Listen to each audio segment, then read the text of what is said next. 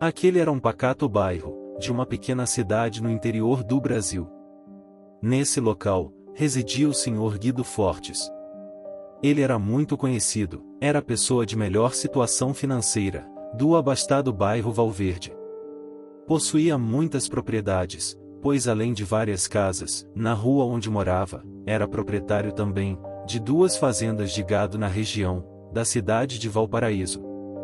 Aliás, essa cidade, era palco de misteriosas aparições sobrenaturais. O Sr. Guido, era conhecido, não apenas por ser rico, ele tinha fama também de ser, misterioso, e muito reservado. As pessoas que residiam na cidade, diziam que o Sr. Guido Fortes, não era muito de sair. Se limitava apenas a ir, até a padaria, que ficava na esquina da rua, onde morava. Comprava sempre um pacote com 7 pães, contendo 7 fatias de queijo, em cada um desses pães. Mas, na maioria das vezes, sua cadavérica aparência, não era vista, no lado de fora de sua bela, e enigmática mansão. O velho senhor, tinha um estranho cheiro de mofo, suas roupas eram sujas e remendadas. Quem não o conhecia, achava que se tratava de um sem-teto da cidade. Todos ficavam curiosos em saber, qual seria o motivo da mania do velho senhor, pelo número 7. Mas ele nunca revelou isso. Aquilo era muito intrigante para os moradores. Mas o velho senhor, fazia esse ritual, desde o falecimento de sua esposa, Florinda Fortes, há exatos 21 anos. Uma coisa estranha também, é que o Sr. Guido e sua esposa, não possuíam nenhuma propriedade, além da mansão herdada de seu sogro, o Coronel Botelho, que lutou na Segunda Guerra Mundial, contra os alemães em terras italianas. A fortuna do coronel se acabou, por conta de gastos contra uma terrível doença, que levou sua vida e fortuna. Da fortuna, como já mencionado, só restou a imponente mansão. E quase que da noite para o dia, Guido Fortes enriqueceu absurdamente. Naturalmente, muitas pessoas desconfiavam da origem de tal poder financeiro, outras teorizavam que talvez, na velha mansão, havia uma fortuna em ouro, que provavelmente o Sr. Guido tenha descoberto. Teorias e desconfianças à parte, vamos ao assunto que motivou essa história. Por conta dessa estranha cisma, que o Sr. Guido tinha com o número 7, as pessoas começaram a tratá-lo como excêntrico. Depois, não se importavam mais com isso, e se acostumaram com a mania daquele velho senhor, de 89 anos. No entanto, algumas pessoas mais atentas, não deixaram de perceber, que desde o falecimento da senhora Florinda, estranhos sons, eram ouvidos na mansão Botelho, que mais tarde ficou conhecida como Mansão Fortes. Esses sons, sempre acontecem segundo relatos, exatamente, a cada 7 anos. Esses ruídos, são uma mistura de gritos de dor, choros de bebês, gemidos e rosnados. Isso sempre acontece, após a meia-noite, e se estendem por 7 minutos. E logo em seguida silenciam-se. Depois, eram seguidos por 7 dias de aparições, de um enorme cão negro, que levava para a escuridão, quem estivesse na solidão das ruas. Importante dizer também, que até aqueles, que estavam dentro de suas próprias casas, eram igualmente levados, se porventura olhassem pela janela. Por essa razão, não havia testemunha alguma, que pudesse identificar as características da terrível fera. Todavia, todo o nascimento de uma lenda, ao menos uma testemunha teve a oportunidade de ver. Nessa história, também surgiu uma pessoa que por muito pouco, não estaria aqui para contar. E foi essa testemunha, que descreveu a grotesca aparência daquela criatura, que mais tarde foi conhecido como o Cão Infernal. Vitor era um adolescente, tinha quase 14 anos de idade, órfão de pai e mãe. Ele havia chegado na cidade, 6 anos após a última aparição daquele terrível cão. Portanto, não tinha conhecimento algum da existência desse animal. O garoto se abrigava em uma casa abandonada, na rua onde residia o Sr. Guido. Aliás, aquela casa pertencia ao velho senhor. Apesar de estar em uma boa localização, e estar em excelentes condições, estranhamente, aquela residência não era habitada. Mas, como o rapaz era recém-chegado na cidade, e não tinha onde ficar, acabou se ajeitando lá mesmo. Nos 6 primeiros dias na cidade, Vitor dormia em uma cabana improvisada, com galhos e folhas, em um terreno baldio, próximo à região central da cidade. Durante o dia, ele batia de porta em porta, pedindo algo para comer. Às vezes, conseguia, outras vezes, passava o dia todo com muita fome. Quando ela apertava, o rapaz se embrenhava na mata, em busca de frutas, ou algum pequeno animal silvestre, para se alimentar. Com essas perambulações pela cidade durante o dia, Vitor começou a reparar que uma casa, em especial na cidade, não haviam movimentações. Com a desculpa de bater na porta, a fim de pedir algo para comer, o garoto verificou se de fato não haveria moradores na casa. Obviamente ninguém o atendeu, já que a casa, realmente, não era habitada. Vitor resolveu a princípio montar seu acampamento no quintal, e se ninguém se incomodasse com isso, ele daria um jeito de entrar e lá fazer sua morada. Foi assim que o jovem rapaz fixou sua residência na casa do Sr. Guido. Após um ano, residindo na cidade, as pessoas se acostumaram com o rapaz na vizinhança, pois ele era trabalhador, e em troca de uns trocados, e algum tipo de refeição, ele fazia qualquer tipo de serviço que lhe fosse ordenado. Além disso, ele não andava maltrapilho, sempre tomava banho, e lavava suas roupas, em uma pequena lagoa que existe nas proximidades.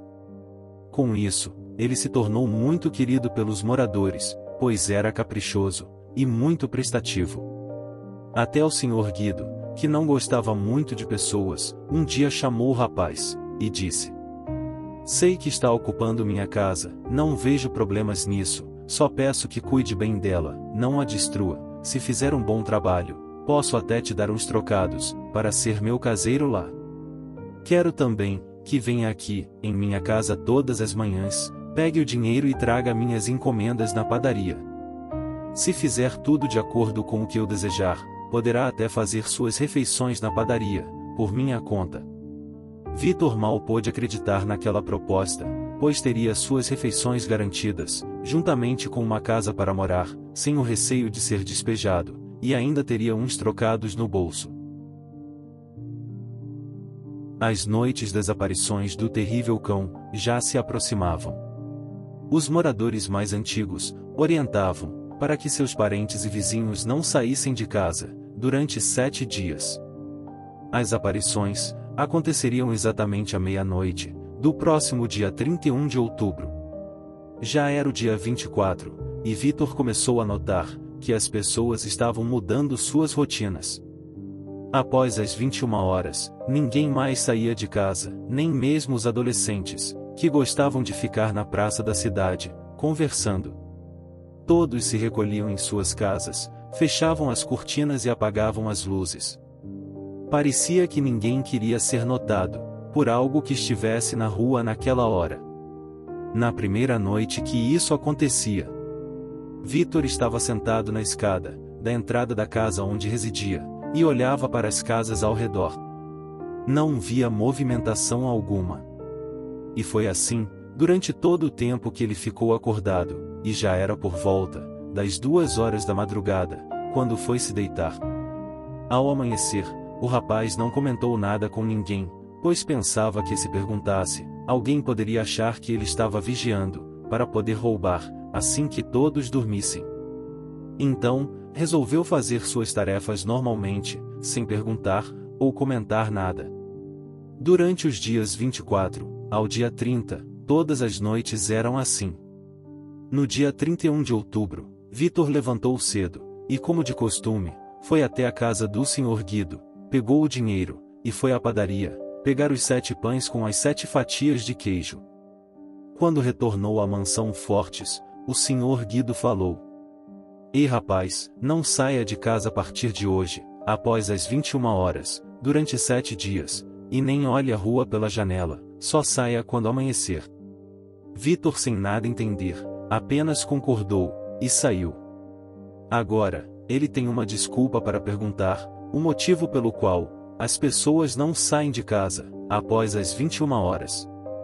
A pessoa que ele foi perguntar foi para o dono da padaria, o Sr. Afonso Costa.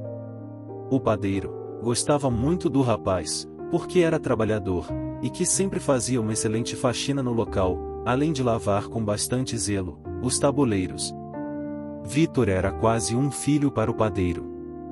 Quando Vitor retornou à padaria, para assumir suas funções, haviam algumas pessoas lanchando, outras comprando pães. O rapaz as cumprimentou, e começou suas tarefas. Quando a padaria já estava vazia, Vitor, se dirigindo ao padeiro, perguntou: Senhor Afonso, aconteceu uma coisa estranha, quando fui entregar os pães do Sr. Guido. Aliás, vem acontecendo coisas estranhas há alguns dias, será que o senhor pode me esclarecer? O padeiro, de prontidão, falou: Claro, rapaz. Pode perguntar, o que de estranho aconteceu? Vitor então falou: É que o Sr. Guido me disse, para não sair de casa depois das 21 horas, a partir de hoje, durante 7 dias. Estranhei isso, mas tenho notado que as pessoas daqui estão fazendo isso ultimamente. Por que isso está acontecendo? Por que o Sr. Guido me deu esse conselho? Assumindo um semblante mais sério, o Sr. Afonso falou: Vitor, existem coisas que não se deve perguntar, apenas obedecer. Portanto, obedeça, faça o que o Sr. Guido aconselhou. Mesmo querendo outras informações, Vitor achou por bem nada mais perguntar. Durante o resto do dia, o rapaz fez suas outras tarefas na cidade. Além da padaria, Vitor também trabalhava na quitanda de Dona Anastácia Silva e no pomar do Sr. Hirohito Kozawa. Quando anoiteceu, todos apressadamente foram para as suas casas, e às 21 horas em ponto, não havia uma viva alma nas ruas. Até mesmo os cães e gatos não mais perambulavam nos becos e vielas. Vitor percebeu uma névoa gélida se aproximar. E às 20 horas, aceitando os conselhos do Sr. Guido, também se recolheu. Uma curiosidade, porém, o fez olhar pela janela. Mas só havia a rua vazia e silenciosa. Já era por volta das 21 horas, quando Vitor se lembrou das palavras do Sr. Guido, dizendo para que ele não olhasse pela janela. Achou prudente obedecer. Por volta da meia-noite, sons estranhos, vindos de fora, chamaram a atenção de Vitor. Ele teve a impressão que algum cavalo caminhava, ou outro animal qualquer, que batia os cascos no chão. E esses cascos pareciam de metal. Após esse som, Vitor percebeu também choros de bebês, seguidos por gritos de dor, gemidos e rosnados. Esses sons duraram cerca de 7 minutos exatos. No entanto, outros tipos de sons surgiram. Eram respirações ofegantes, como se algo estivesse em frente à porta, farejando e fungando. E isso durou quase que a noite toda.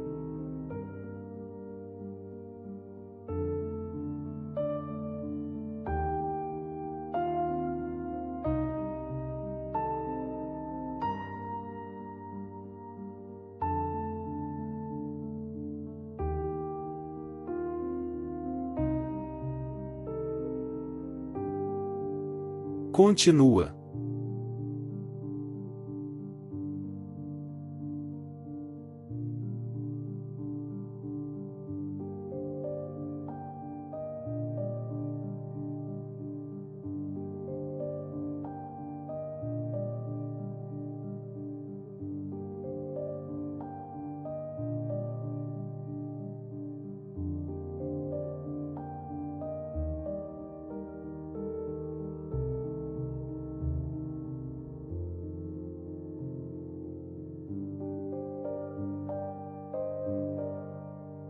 Boa noite.